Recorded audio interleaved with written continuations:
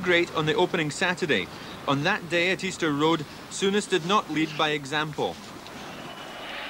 Munro jousting again with Mickey Weir. That's one for Cowan to chase with Butcher.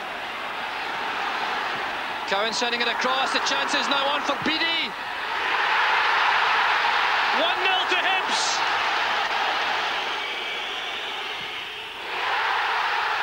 Superbly done. Equaliser for Rangers. Good play from Souness. Immediately under pressure though from Beattie. Well, that's an aspect of the Scottish game with which Graham Souness may not be familiar. And tempos have gone completely now. McCluskey and Beattie, Souness is in the heart of it. Chris Woods wants to take his own kind of action. And this is a dreadful scene inside Easter Road. And off the ball, more trouble as Mark Fulton goes down. A collision with Colin West.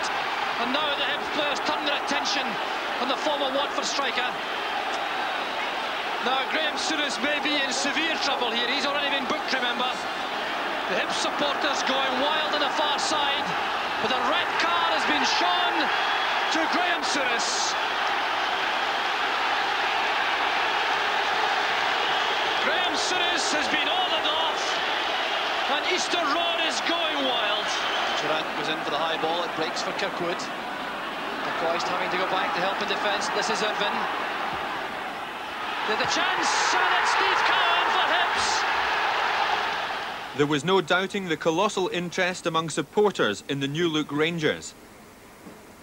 Ticket queues outside Ibrox became a weekly routine, and match after match was a sellout. A sellout too was the annual meeting of shareholders. In fact, too many turned up and the meeting had to be switched to the Scottish Exhibition Centre. And the big names kept coming. Another signing, Graham Roberts from Spurs. You're another Englishman joining Glasgow Rangers. Do you find it curious that there's been a procession of Englishmen who've come north to meet their football fortunes? No, not really. I think they came here because it's a big club and they wanted success, and I think the manager really... I signed because of the manager, really, and it's a big club and I wanted European football. Any regrets leaving English football? No, not really. I think Scottish football's just taken off again, and I think it's going to be very, very big in the next 4 or 5 years. In the next 4 months, Scotland got a glimpse of just how big Rangers were to become.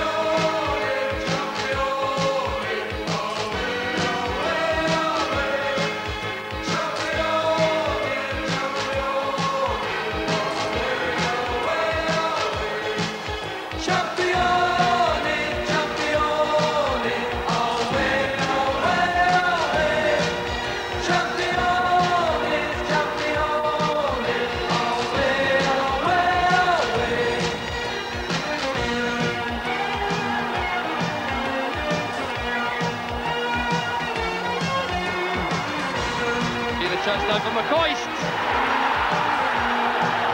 Brilliantly taken. Champione, champione, away, away, away.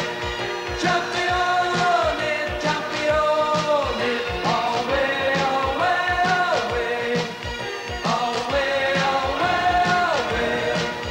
away. Away,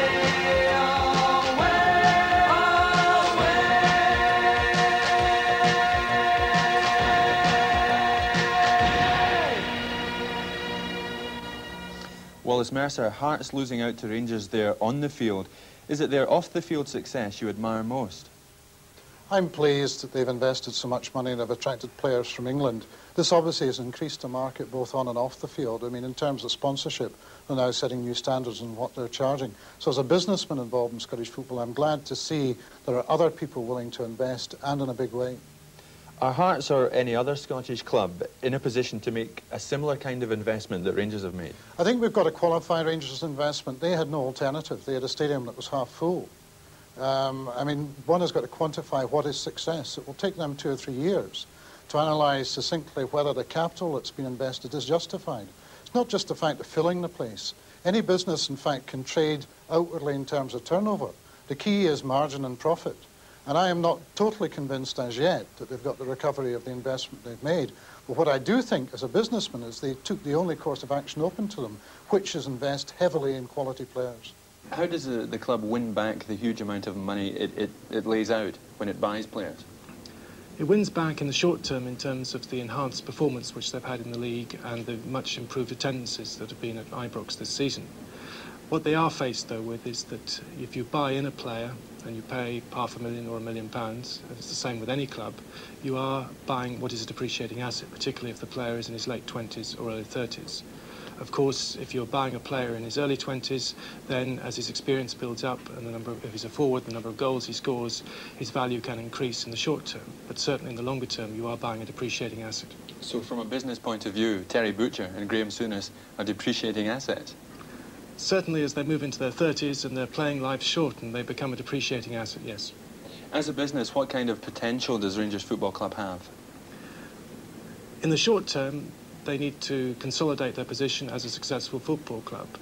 But if they continue their success in the league, and thus their commercial success in the sense that they will not need to lay out the same kinds of money next season to buy additional players, then they will start to generate substantial pre-tax profits, and they will then have the opportunity to go out and invest that money either in further ground improvements, though the money which they're getting from the development fund provides a means for that anyway, but they could certainly follow the lead of Manchester United or Barcelona into adding additional sporting teams to their range of sports. For example, Manchester United already has a basketball team, and that could be the kind of extension which Glasgow Rangers could in the longer term consider.